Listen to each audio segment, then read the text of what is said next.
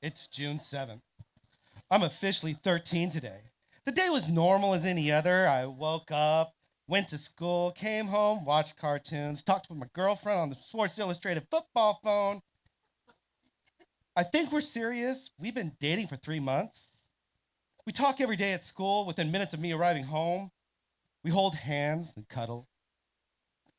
We kiss all the time. At school, on the bus, hell, whenever we're really alone. I'm pretty sure I've made it to second base. Really, who knows? We're 13. Hell, I just learned that another word for sex is fucking.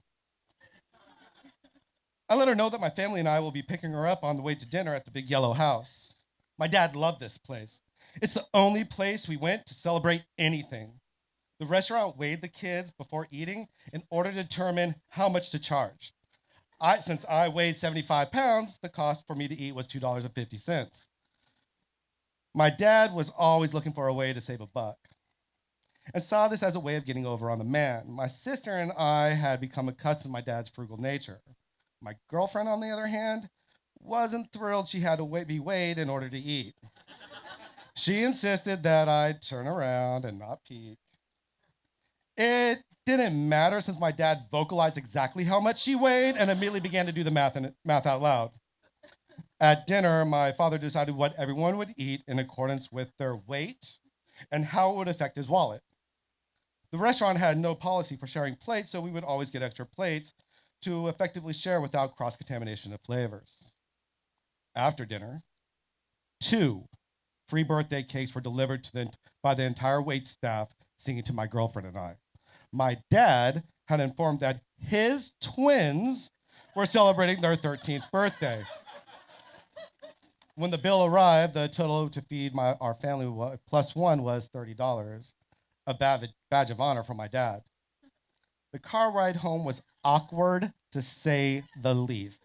My sister complaining about being squished in the back seat, me riding the hump in the middle, and my girlfriend staring out the window, refusing to say a word and not even willing to hold my hand. My dad patting himself on the back about how much he saved, my mom shooting daggers at him, then turning around, looking at my girlfriend with empathy in her eyes, then at me mouthing the words, "I'm so sorry."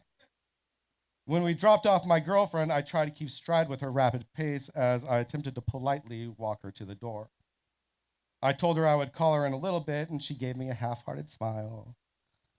As I leaned in to give her a kiss, but instead of a kiss, she abruptly turned around and said, "Whatever," and disappeared into her house. The rest of the car was more of my dad's usual banter. "When I was your age," my mom looking at him in dismay at how oblivious he was, and me singing "Happy Birthday to me" over and over again in my head. Once we arrived, Once we arrived home, there was a weird feeling in the air, even more so than usual. My mom had gone from giving my dad dagger looks to some small pokes and nudges in his ribs. My father gave her sideways glances, flared his nostrils, then quietly said, "I know," under his breath. I excused myself from the awkwardness and went to my room, where I immediately called my girlfriend to apologize for my father's behavior. Soon there was a knock at the door. "Come in!" I bellowed over the Beastie Boys playing in the background, where I had purposely positioned the boombox to face the door in an attempt to keep prying ears from eavesdropping on my conversation. The door remained shut, followed by another slightly louder knock. "Come in," I repeated. The doorknob didn't turn. I asked my girlfriend if I could call her back, placed the phone on the bed, and opened the door. My father was standing there looking sheepish and uncomfortable. His eyes began to dart around the room, looking for small discussion points, anything to break the ice. In his hand, he was white knuckling a Safeway bag. He asked if he could come in. I stood aside, allow him to pass. He slowly entered the room and began to roam, looking at my knickknack that I had collected, a picture of my girlfriend in her bathing suit, types, tapes of bands that I was currently liked and he never really heard of. The bag in his hand was shaking, allowing me to hear the contents rattle around inside. The further he came into my room, the more relaxed he seemed. Eventually, he asked me to sit down. He wanted to talk to me. I obliged by sitting at the foot of my bed while he sat across from me at the desk. As he sat, he delicately placed the bag in his lap, reminding me of little old men outside of Sears holding their wife's purse while waiting for them to shop. Son, you're 13. I know I've been hounding you about this, at least that's what your mother tells me. I inhale and exhale deeply, roll my eyes and cross my arms, and stared at my alarm clock, wondering how long this is fucking gonna be. A long, awkward pause began. Me looking at my dad, then at the grocery bag, then back at my dad. My dad looking around the room, the brown bag in his lap, then my feet, then at me. With an eruption of will, my father handed me the bag and said, "Happy birthday," with a very nervous smile on his face.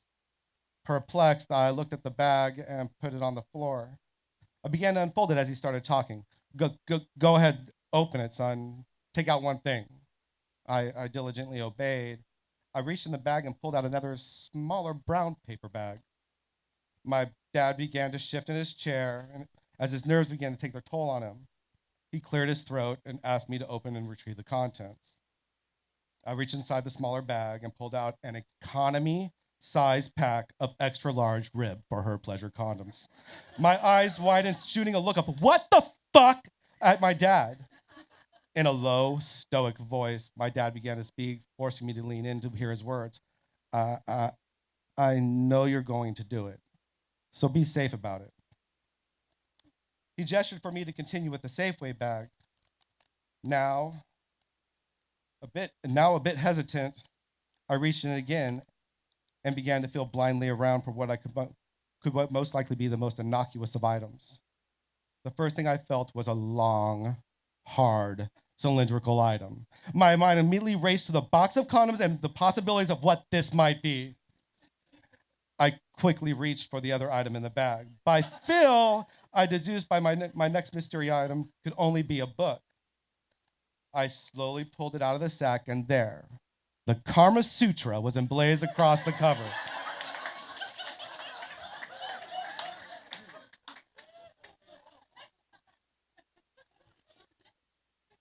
Again, the voice of my father began, "I know you're going to do it, so you should do it right."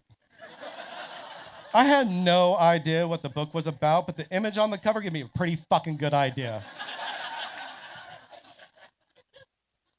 My dad again motioned for me to reach in for the last gift. Fearfully, I reached in the last time and grasped the phallic-shaped object. I looked up to my dad, not wanting to produce what I dreaded would appear. My father motioned with his hand for me to continue. I squinted and slowly pulled the object out. A sigh of relief escaped my chest as I withdrew a rolled magazine from the sack. I looked at my dad, obviously relieved, but just as confused. He motioned for me to roll it open. I rolled the rubber band down the magazine and jumped as it snapped off and shot across the room. The magazine immediately sprung to life and spread wide open across my lap. There on the cover of Playboy was Vanna White, laying in my crotch, in a white t-shirt that went down to the small of her back, exposing the top of her ass. I didn't look at my dad. I just stared at Vanna laying in my lap. Adam, look at me. His voice carrying more authority now. I looked up and locked eyes with him. Adam. Real women don't look like this, he said in a very matter-of-fact parental tone. He gave me one more awkward smile, pushed himself up, and walked to the door. He turned back around and asked, "You want the door open or closed?" Without looking up for my new magazine, I said, "Closed!" Give it up for Adam Stone, everybody.